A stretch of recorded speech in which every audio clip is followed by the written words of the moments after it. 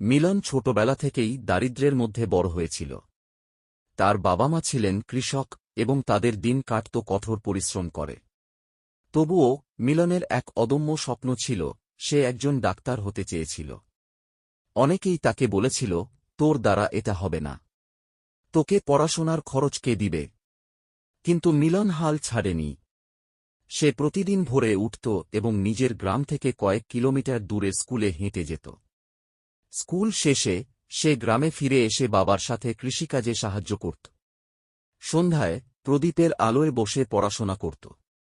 মিলনের অধ্যবসায় ও কঠোর পরিশ্রম ধীরে ধীরে ফল দিতে শুরু করল। সে স্কুলে সবসময় প্রথম হতো এবং তার শিক্ষকরা তাকে সাহায্য করতেন।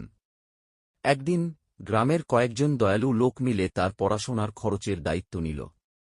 মিলন শহরের কলেজে ভর্তি হল এবং সেখানেও সে তার অধ্যবসায় ধরে রাখল। অনেক বছর পর মিলন সত্যিই ডাক্তার হয়ে উঠল। তার গ্রামের সবাই গর্বিত হল। মিলনের গল্প থেকে আমরা শিখলাম, স্বপ্ন দেখো এবং তা পূরণ করার জন্য কঠোর পরিশ্রম করো। কোনো বাধাই তোমার স্বপ্নের পথে দাঁড়াতে পারবে না।